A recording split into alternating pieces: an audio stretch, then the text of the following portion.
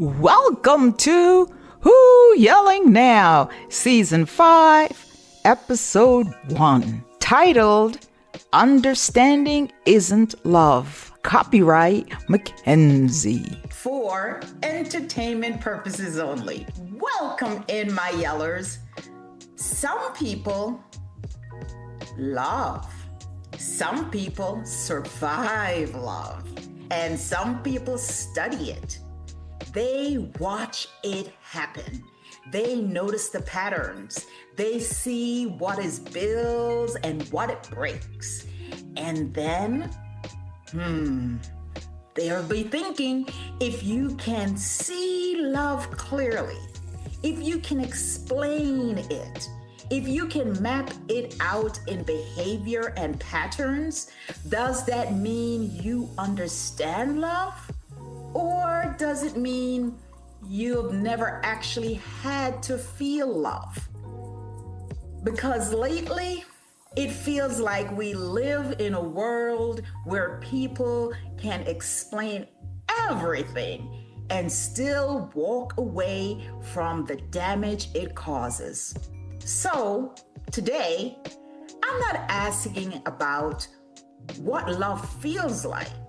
I'm asking, what does love actually do? Here's a poem I call A View of Love. I have been loved. Do you hear me? I have been truly loved, not in whispers alone, but in actions that lingered, in hands that reached, in eyes that stayed too long. I have been admired, desired, seduced into believing I was the center of someone's universe. I have been chosen again and again by voices that said my name like it meant something sacred. They told me they loved me. Oh, they told me. And some of them showed me in devotion, in attention, in the careful way they held my presence as if I might break. And still something in me remained untouched. Let's say I give them a version of me. I perform. It's not the same as being loved. It's not the same as receiving love by the truth of what love is. It wasn't until I saw me, not reflected in their eyes, not shaped in their needs, but standing unborrowed, unfiltered, undone. I saw myself beaming without permission, smiling without reason, existing without adjustment. And in that moment, quiet, unannounced, undeniable, I realized I was not being loved by them. I was finally being loved by me. So, my dearest listeners, this episode, I created a perfectly good story that I hope my guest today will enjoy also. This story I titled, What Savannah Could Not Understand. Savannah sat across from her favorite stuffed animal, a stuffed penguin. She was the keeper of Savannah's secret for the last 34 years. As she always does, she pats it on the head and then vomits out everything she has been holding in that she couldn't utter to anyone else. Savannah started off this time by saying, I don't think I'm afraid of love. I think I don't understand it. And the more I try to understand it, the further away it feels. Because I've seen it, not in books, not in movies, in my own family. Same parents, same house, same stories about what love is supposed to be. And somehow, it didn't land the same for any of us. Joan was the oldest. She had a way about her, steady, grounded, like nothing in the room could really shake her. She married Danny when I was still young, and for most of my life, they just existed together. No drama, no spectacular moments, just routines that never felt forced. The way she would reach for his hand without looking, the way he would stand slightly behind her like he was always paying attention. You don't notice that kind of love when everything is working. You only see it when something starts to break. Danny's memory didn't disappear all at once. It thinned. Names first, small things. Then one day, he looked at Joan like she didn't belong to him anymore. And I watched her, really watched her in that moment. There was a pause, not long, just enough to feel it. And then she smiled, soft, familiar.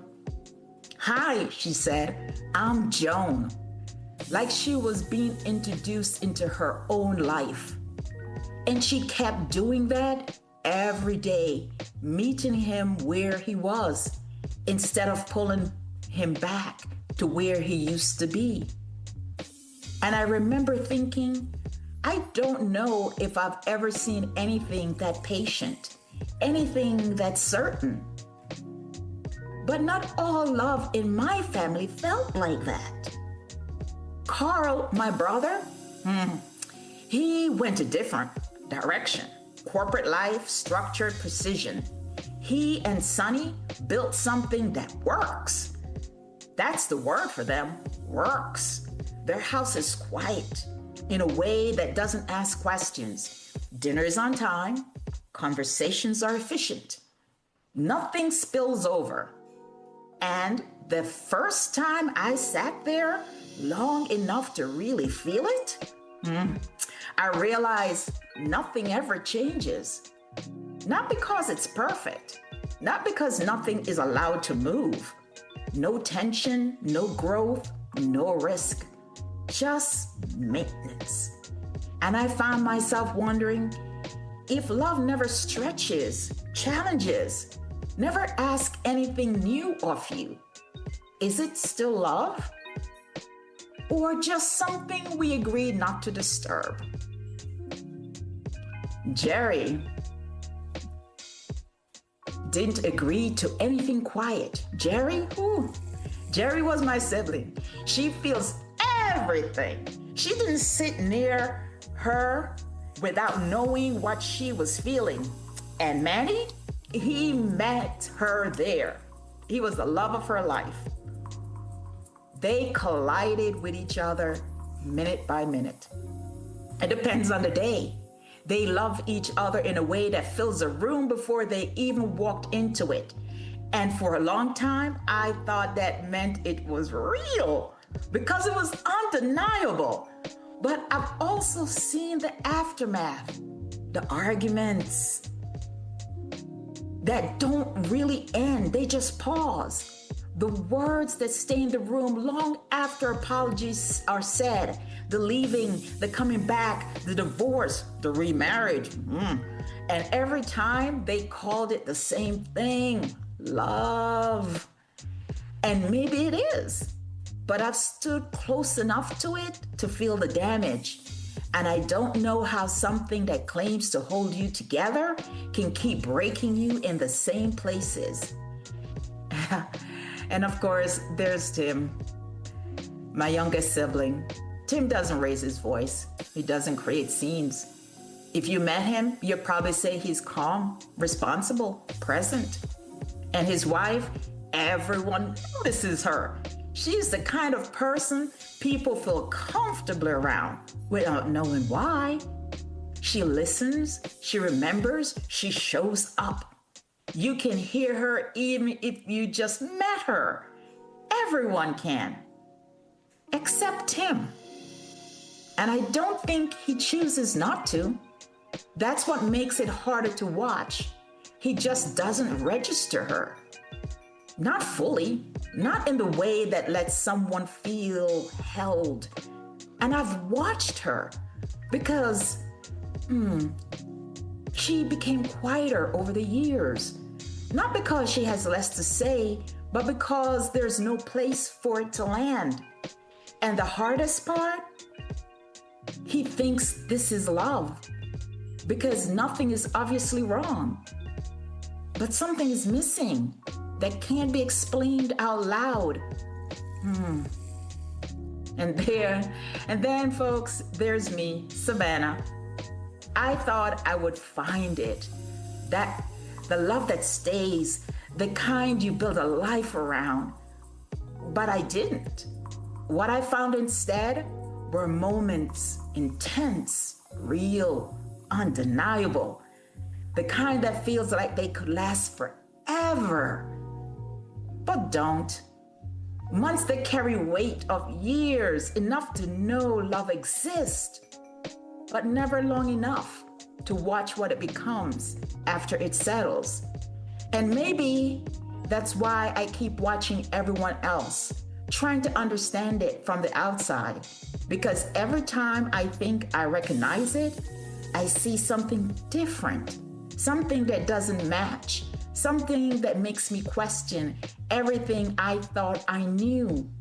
Same parents, same beginning, and somehow one of us learned how to stay even when everything is leaving.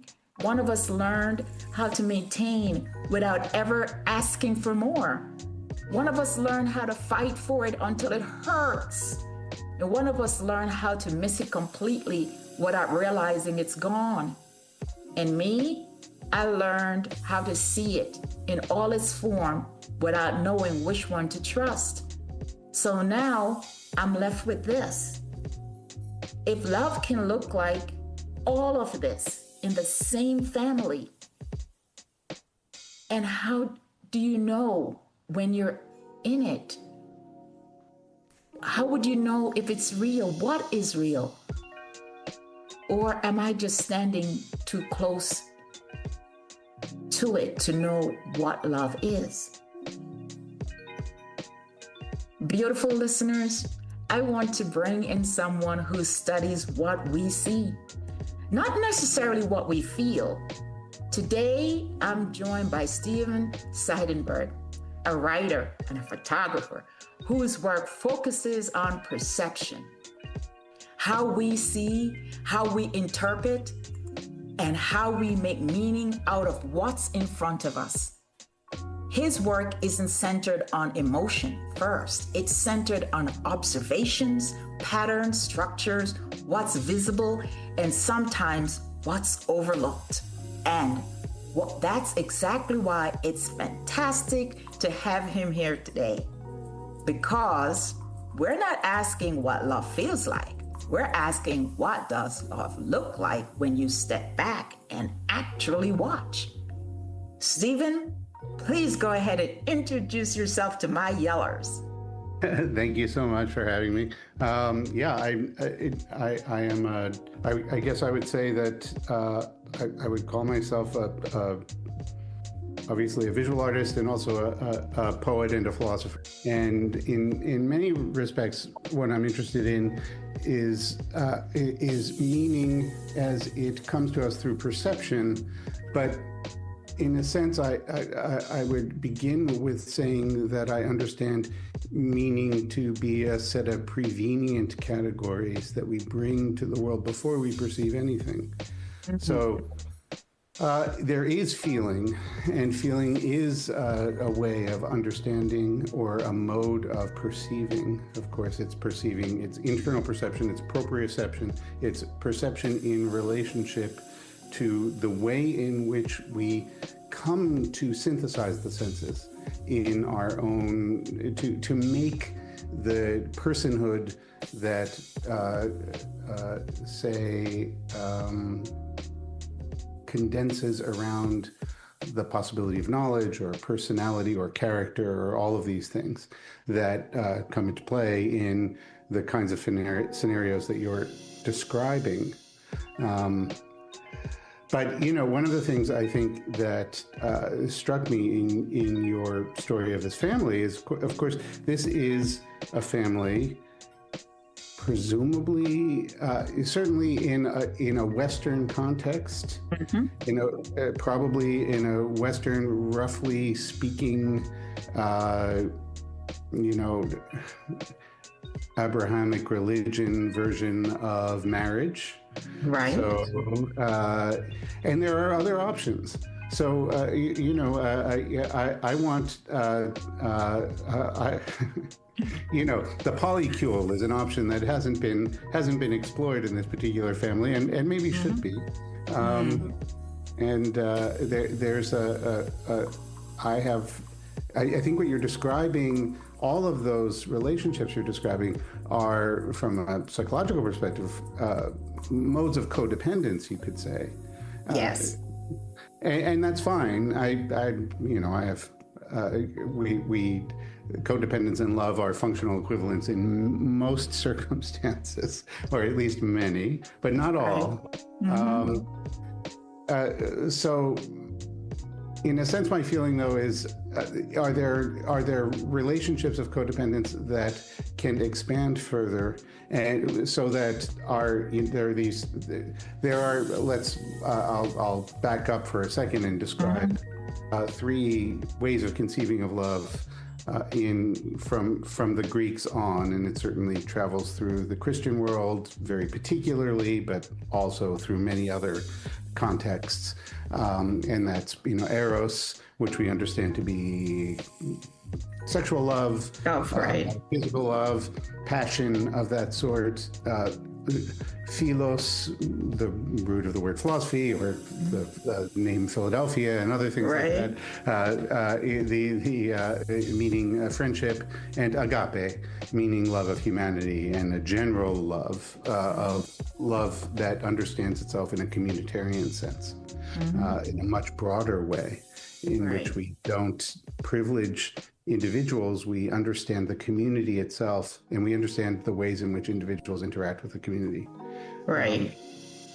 And I think there are many cultures in which that is, in fact, a primary form of relationship. Of love. Yeah. It's not in ours, and that's because we have commodified love in a radical way, and we live in a place where love is a set of exchange values, right? We have, and that's, in a way you're describing that even in your story. Right. So let me ask you a question. So, to help, because when I was talking about Carl and Sonny, right, where everything seems to work, but nothing grows, do people confuse stability with love in reality, even though nothing is evolving, it's not growing, it's just there every day, routine? Do they confuse the routine with love? I mean, I would say part of the problem with the way in which, so the first question I would ask is, what do you mean by evolving? How do we understand evolve? So yeah. Good question. How do you understand evolving? Well, in many different ways, but certainly I think that broadly speaking, people usually take evolving to mean something that has to do, again, this is culturally the prevalent notion or vision of how we assign value to things. So it's evolving towards, say, some other way of being more efficient in our work lives, which that can be described by the way in which we're compensated for our work lives. It can be, essentially, people largely pose themselves only in relationship to the marketplace. They are just selling themselves. That's all they live for.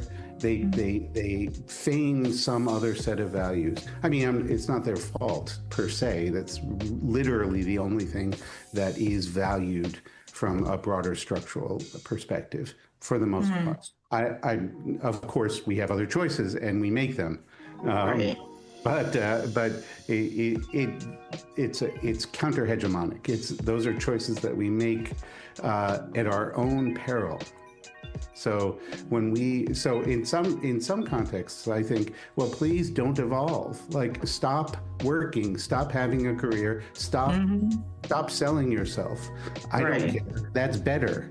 Live a life that is an internal life, and one that understands, a life that privileges feeling and understanding, and privileges the sense that you are in relationship to others around you, rather than the ways in which you create, say, one value unit, a couple or a family or what have you, and that becomes the only value.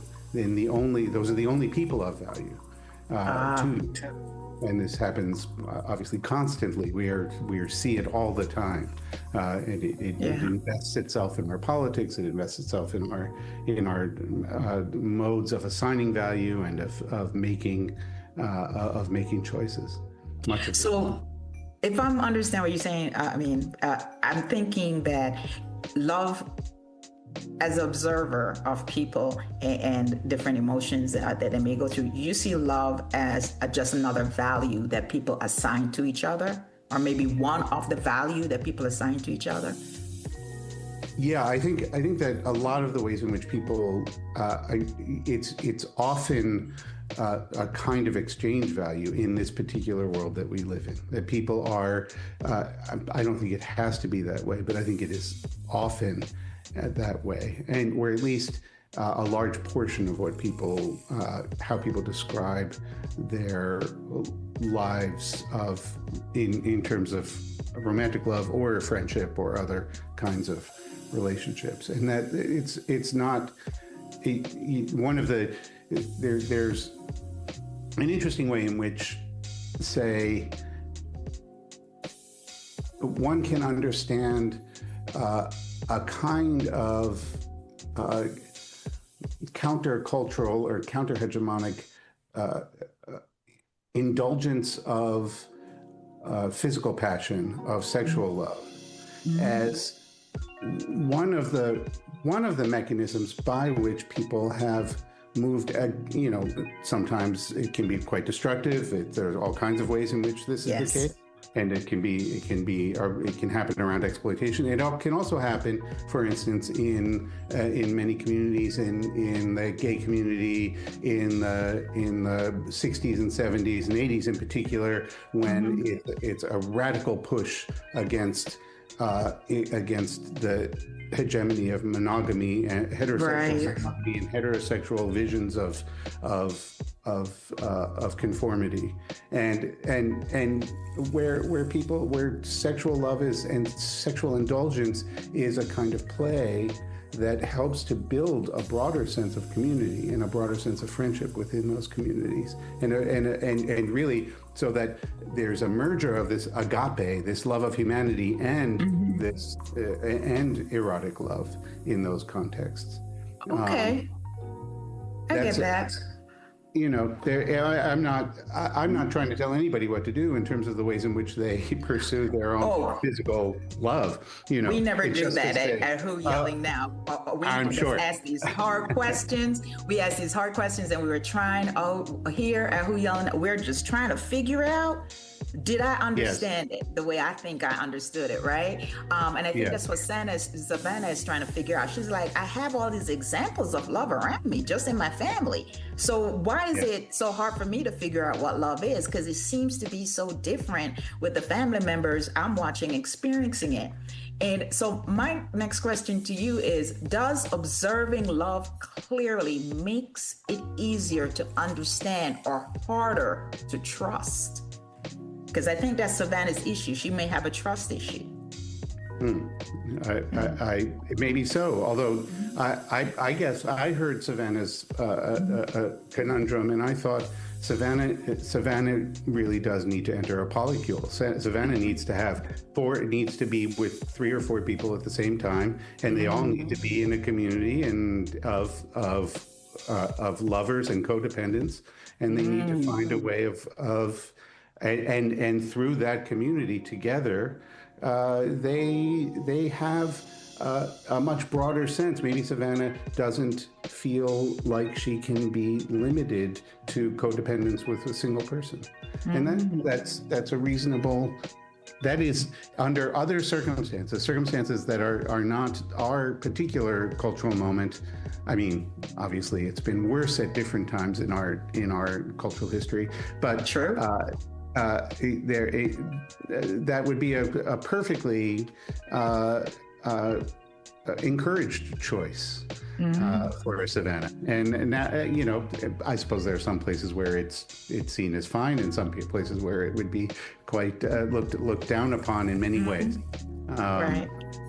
But yeah. if she enters such a type of relationship, she may be able to gauge what is love or feel so many different kinds of love that she has a better understanding of it. Yeah, and maybe that's the kind of love that she needs, is one that has a much broader, that encompasses a much broader spectrum of expressions of love and of observation of love. So and one which doesn't involve exclusivity, that doesn't involve the kind of exclusivity that requires possession of another person. Oh. So, and in a sense, ownership of another person's sole access to another person's body in a certain way, right? That's often what we confuse that's how love is structured around child rearing and other things, and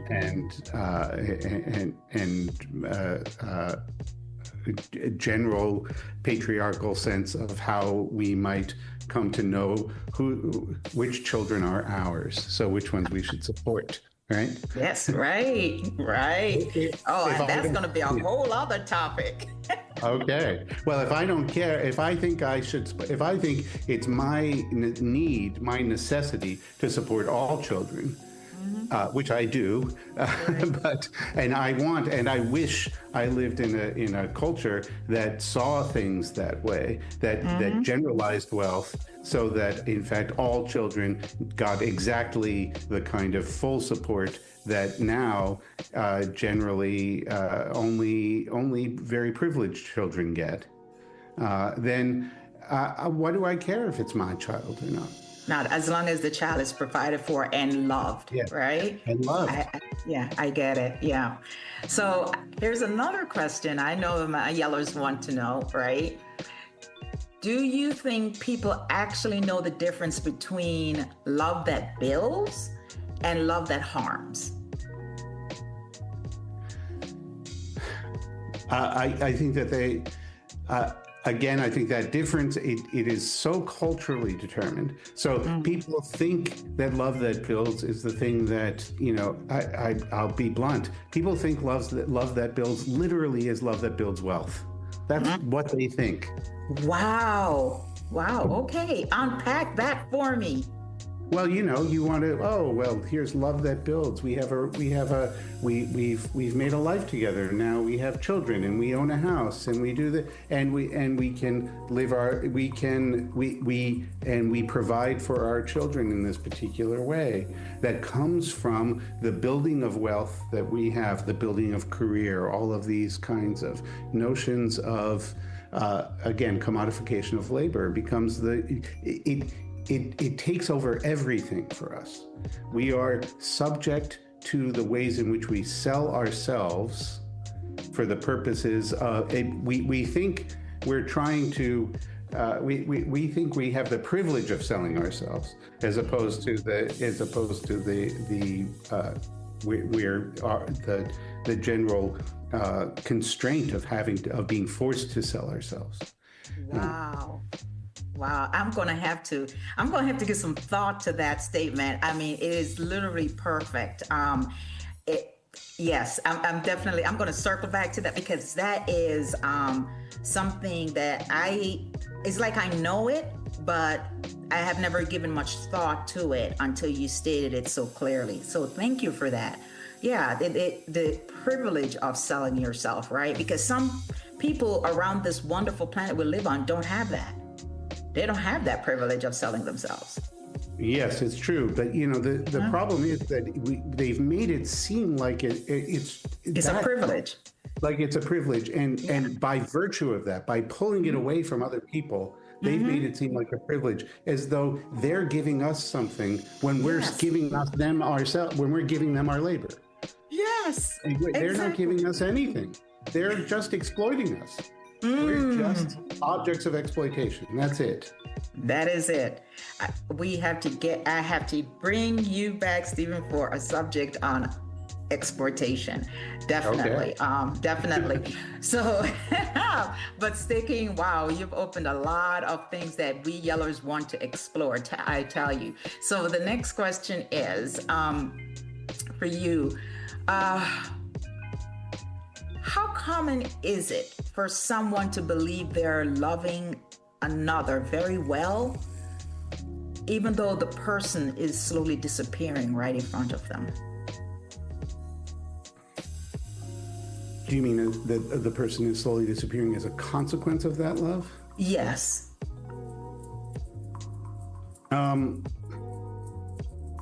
I don't know how common that is. I mean, that's a question I don't know that I can answer. I mean, the ways in which people disappear are quite variable, I think, in the way that you're describing. I think in many ways, again, I'll take that back. I think it is extremely common because I think it is, in many respects and in many communities and many cultural contexts, the ideal of love that's presented. Yes. I mean, this whole trad wife notion is literally, how do I make a woman disappear into me? How do I make a woman disappear into the relationship and into the family that I'm building? I mean, it is how do I make the family unit model the modes of exploitation in which I am participating in the rest of the world, so somehow then the wife, in this structure, in this patriarchal structure, the wife becomes a laborer whose value is based on the way in which the labor adds more value than it extracts from the family otherwise. It has to be additive labor. And so I think it's very common. I mean, because so much of what we understand to be love has nothing to, or what people understand to be love in the context of the traditional family unit in this culture, has nothing to do with, say, the fulfillment of personal emotion and the sense of oneself as and one's experience as ecstatic and having the possibility of realizing a much broader sense of community. You nailed it. That is exactly how I know individuals, they disappear into the marriage. The person that entered is not the person you're interacting with within a year or two. And you're like, well, what happened to that person, right? And I see it both for males and females. It's almost as if they become someone else. So I have an interesting question. What culture that you have observed or interacted with that you think express love the best or have a better handle on it? There are cultures so many, I guess I feel like I can't speak towards cultures that are not my own in a certain way. Understand. Within the Western cultures that I've spent a lot of time in, I would say there are many, often it's gay cultures. Because they express love often without without jealousy and without exclusivity. Not always, and there are many ways in which contemporary gay culture has appropriated so many of the failings of heterosexual culture as part of its capitulation to and desire to be a part of that mainstream. I understand why that might be desirable. Understand. We're all trying to move towards normalcy, right? Right. Unfortunately, and when we do move towards normalcy, we often give up the things that are best about our lives and about our experiences. And so there are, I've spent a lot of time in a lot of other places in Europe, which are maybe closer to how we understand what our lives are like here, or in places in Asia, in particular Japan. And I can't really speak to as someone who is though I spend a lot of time in Japan, I'm such an outsider to that culture that my observances are in terms of this kind of sense of intimacy or whatever, are valueless. I have no possible observation. I would say the same of other, what I've observed about Native American cultures, or about or African cultures, or things like that, to more, say, non-Abrahamic versions of commitment and family life and things like that, which I think I have ethnographies and things like that to look at, but of course they have those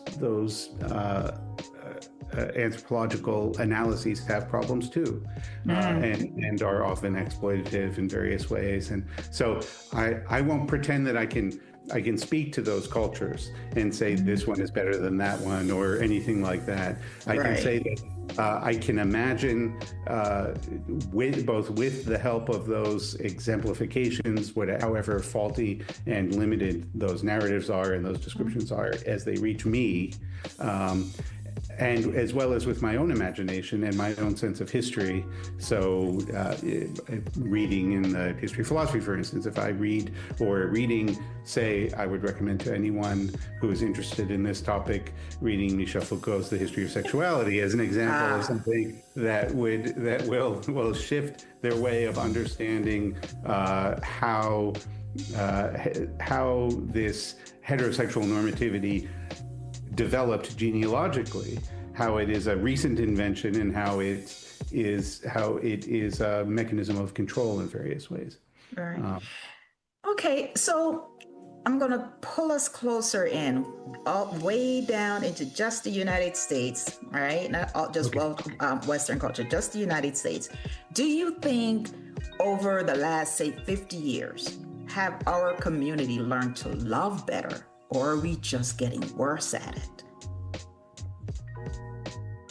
The United States is a big place filled with a lot of different kinds of communities.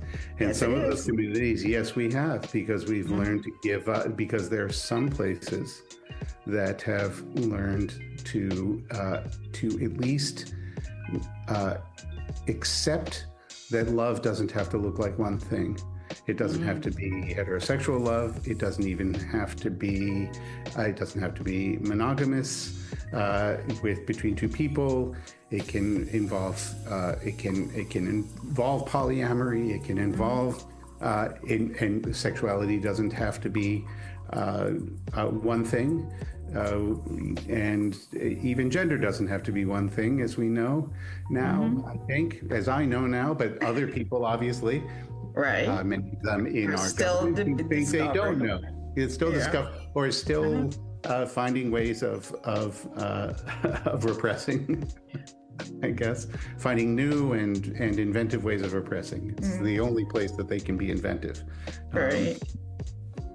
So the developments, obviously, in terms of the when I was a kid, I feel like it was very difficult for people who were not strictly heterosexual to make that clear in high school. You couldn't do that. Now, all the kids I know in the places where I live, right, which are generally fairly progressive places, all of the kids are completely at ease with their friends and family having a kind of fluidity around sexuality and around gender, as well as having very strong feelings with respect to those, as long as those strong feelings are respectful of the ways in which other people's fluidity is expressed. And I feel like that is extraordinarily helpful and hopeful. I love that. But I don't even have an experience other than through the media of the communities that are so strongly who would radically object to the things that I'm proposing as positive developments. Totally understand that. So obviously, as I go around and I observe love, or what I think is love, what I realize that people use the word for everything, right? I love my hot chocolate, right? Or I love this new gown, right? Everything is love, love, love all day, right? And then they use the same word to express how they feel about another human being or a pet, right? And so it's from objects to living beings, and think sometimes the word is overused, right? And then it's underused when it's really needed, right? When it's really needed to express, you find yourself having to use a lot more adjectives to let someone know that they are truly loved, right? Like I said, I have to say add truly or really, or I really, really love you. So you have to emphasize the word love because the word love is so overused, right? So I guess what I would like to do, as you observe and I observe, right? Does that help bring clarity? Or does it create more confusion about what love really is when we're observing all the different ways? Do you bring clarity to you, or does bring more confusion? I mean, I think as you're describing, love is used in ways that are there. If you would, there would be 12 definitions of what we mean when we use the word love, and we sometimes mean beautiful. We mean satisfying, we mean flavorful, as you're saying. Like, I love this spaghetti, it's fantastic. Right. As the hot chocolate you mentioned earlier. On the one hand, I understand, so we have, as there are other languages that might have other words, right? Stronger, more nuanced distinctions, as I was describing before, coming from ancient Greek. And we somehow in contemporary English, we don't have that in the same way as part of how we. So I think it's okay. I think it does make for less obvious economy of language. So here is the final observation I would like to have you try to explain to our yellers, right? If someone is never really being themselves, right? You're never really meeting that person, but they are truly loved by someone, right? So for instance, you are the person that's loving them, but you truthfully has never really met that person because the person is very good at hiding themselves. They receive all the love you give and they give back love to you. But in fact, you have never really met that person. Is that love? Is my experience of love the experience of love? Sure. Yeah. As an example of this, you might love an imaginary entity, right? If I have one religious structure in which I exclusively commit myself and you have another, and they're contrary to one another, I would not say from the outside, as someone who is committed to neither of those positions, I might say, well, the love that they feel for this non-existent thing, this idea, essentially, I still would call that a real feeling. And in a sense, I also, with respect to the person who is being loved, and this notion that they're hiding themselves. I think we too readily accept the idea that we are something that is clear, that we know what it is, and we can decide whether or not we express it or don't. We're not one thing. We're many, and we are often, almost exclusively, acting in bad faith with respect to the way in which we narrow ourselves for particular situations in order to participate in one language game, let's call it that from a Wittgensteinian term, or another. We are participating in a set of relationships that we understand limits the ways in which we might talk or be or express, not just express ourselves, but comport ourselves in another relationship. We know we're doing that. And in fact, we have to do that. That's what it is to be in relationship with people, is in a sense to not be yourself. There is no, because you don't get to be yourself. Or either that or you're always yourself. You can, they are functionally equivalent. You know, that's a very good point, the way you explained that, right?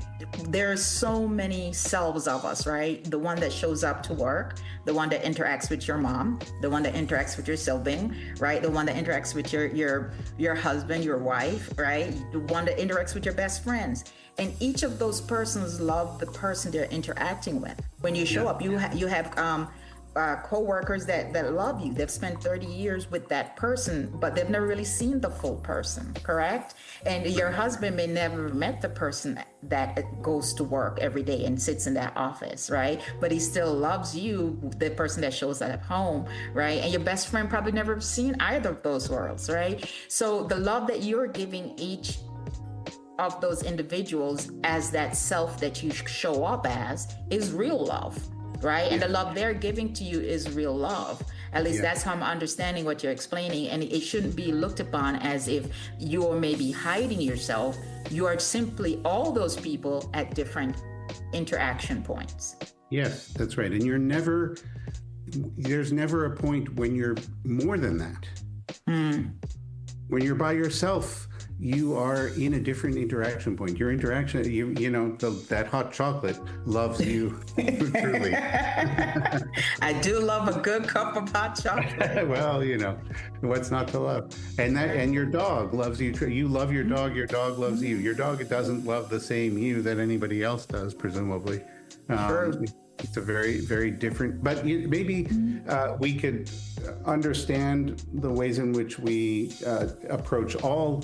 We can say that we could conceivably approach every person with a kind of generalized love for the ways in which they are themselves moral agents and agents of love. So we love that. We may not particularly like them, but so the way in which we express, or the love that we feel for them in relationship to the manner of expression of who they are towards us and in relationship to us, is in some way doesn't ever remove us from the broader love that we feel just in recognition of our responsibility for them as another human being. Yes. And I think at the core of everything is if we all can hold within ourselves a love for each other, no matter who they are, just like you said, for another human being. And then as you may get to know a person, that love may grow in different degrees or may evaporate. Either way, right? Yes. And here we're going through this hierarchy of Greek love again. Agape, then philos. That, then maybe there's romantic love somewhere too. Somewhere too. Well, Stephen, thank you so much for spending time on Who Yelling Now. I wish I could continue this for a long while. I definitely will ask for you to come back. I love this conversation. You gave me a lot to think of. Yes, you have a lot to think on. And I can come up with some other topics that I think you will enjoy also. Okay. I wish you continued success success, and welcome back to Who Yelling Now anytime. Thank you so much. It's been a pleasure, really. Also, have a wonderful day, sir. Thank you. Bye-bye. You too. Bye-bye. My fellow yellers, hopefully Stephen helped us understand love just a bit more. Here's a poem I call Self-Reflection. I have observed love in others, but not in me. Loving, for me, has been to not be seen. Because if I reveal me fully, without editing, without softening, I might not be loved. So I learned to close certain doors before anyone could open them, to dim certain parts before they could be judged, to shape myself into something familiar, something acceptable, something easy to keep. I provide whomever they are looking for. I listen for the version of me they respond to, and I offer her carefully, consistently, convincingly. And when they love her, I watch. I study the way their voice changes when they say my name, the way their hands reach without hesitation, the way their presence softens around what they believe I am. And I receive it, all of it, as if it belongs to me, while knowing it doesn't, because the one they love is constructed, the one they hold is curated, the one they trust was introduced, not revealed.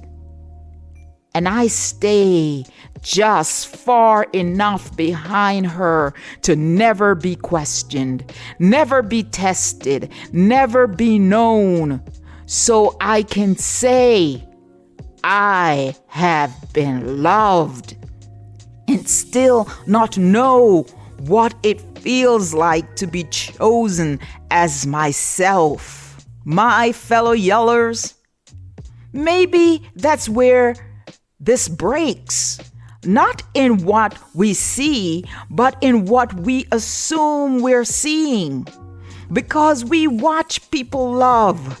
We study it, we name it, we recognize the patterns, and we believe we understand it. But what if we don't? What if some of the love we witness is landing on something that isn't real? What if what looks like connection is actually performance? What if what looks like presence is carefully constructed? And then the question shifts. It's no longer, do I understand love? It becomes, have I ever been loved as myself?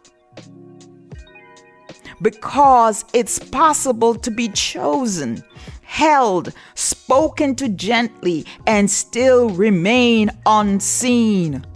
So maybe the difference isn't between love that builds and love that harms. Maybe the difference is between love that reaches you and love that never actually touches you at all. This is Who Yelling Now? And maybe the real question isn't what love looks like from the outside, but whether the version of you being loved is actually you. Subscribe, tell a friend, and I will see you in the next episode.